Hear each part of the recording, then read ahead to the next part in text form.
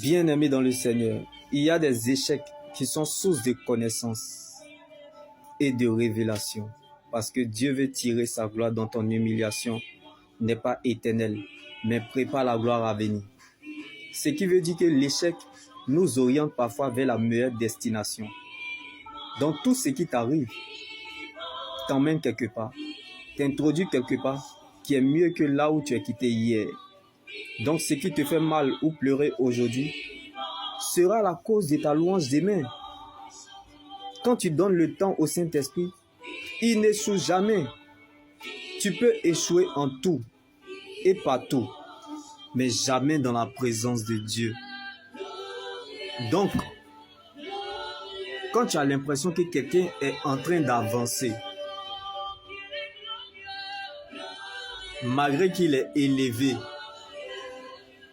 mais qu'il perd quelque chose, ça peut être sa femme, ça peut être son mari, ça peut être ses enfants, ça peut être son travail, ça peut être sa dignité, sa santé ou son confort.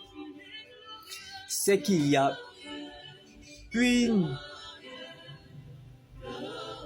chose ou un décret spirituel qui réclame cette dernière ou ce dernier. Du fait que cette personne n'a pas le droit de franchir cette limite ou de dépasser cette limite. Mais comme le Dieu que nous servons n'est pas un généraliste, mais un spécialiste dans le domaine, donc n'abandonne pas et ne quitte pas le processus. Comme Jésus fut baptisé par Jean-Baptiste, la Bible pouvait nous le dire qu'il était rempli du Saint-Esprit. Mais lorsque Jésus, bien-aimé, est sorti du désert pendant 40 jours et nuits, sans manger, sans boire, il a été revêtu de la puissance de Dieu. Je prie que là où tu es, la grâce de Dieu sur ta vie aujourd'hui parle plus fort que tes efforts d'hier. Et que Dieu redresse cette situation en ta faveur, qui puisse te permettre de voir au-delà de ce que tu regardes. Car prêcher fait à soi, mais avoir les yeux ouverts permet de voir au-delà de nos limites. Quand tu sais, on ne peut plus rien faire pour toi. Mais ce que tu ignores peut t'envoyer très loin. La parole de Dieu est la seule terre solide sur laquelle nous pouvons nous tenir. Les hommes prophétisent, mais Dieu lui parle. Donc il ne suffit pas seulement de prophétiser ce que tu vois, mais d'accomplir ce que tu as dit. C'est beau de respecter des gens qui voient, mais mieux de respecter ceux qui ont survécu, comme Abraham a marché avec Dieu dans l'inconnu, mais avec la parole de Dieu. Ce genre de personnes, respecte-les parce qu'ils passent en classe supérieure. Quelqu'un qui apprend à marcher avec Dieu dans l'inconnu, bien-aimé, Satan ne peut pas résister avec la foi de ce chrétien. Parce que sa joie ne dépend pas de l'atmosphère, mais de la souveraineté de Dieu. Je prie que, bien-aimé, que tu laisses ces épreuves te propulser plus haut comme l'aigle. Car l'aigle ne regarde pas la montagne, mais il va au-delà de la montagne. Quand Dieu rentre dans ton histoire, la montagne ne vaut plus rien. Quand le divin parle, il y a quelque chose qui change. Donc quelque chose de nouveau se passe. Lorsque sa puissance rentre en scène, ton histoire change. Donc la meilleure prédication, c'est votre propre histoire avec Dieu.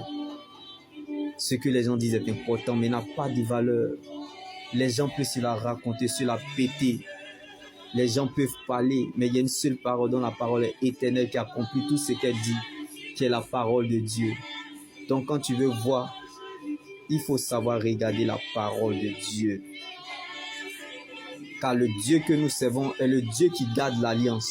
Alors, Ne perds pas espoir et ne baisse jamais les bras. Garde la foi car ton jour arrive. Tu n'es pas en train d'écrire la dernière page de ta vie. C'est juste une période de la vie et non la fin de ta vie. Il y a des hôtels qui réclament certaines personnes. Il y a des fétiches de la sorcellerie qui réclament la vie de certaines personnes. Malgré que ces personnes ont l'onction, ils aiment Dieu, mais ils sont limités. Parce que, bien aimé, c'est une décision qui a été prise spirituellement par des personnes mal intentionnées. Mais par notre persévérance, nous sortons de là plus que vainqueurs, bien-aimés. Car les défis ne forment pas, mais nous font passer à la prochaine étape. Car les défis ne peuvent pas te limiter. Mais les défis plutôt te limitent, car la foi, c'est de troubler ces troubles. Je prie que Dieu se souvienne de toi à cause de ton alliance sincère avec lui. Souvent, bien aimé, certaines personnes meurent prématurément parce que, bien aimé, ils ont ignoré un décret concernant leur alliance qu'ils ont avec Dieu. Donc faisons très attention, car ce n'est pas parce que le caïman vit dans l'eau qu'il ne peut pas se noyer.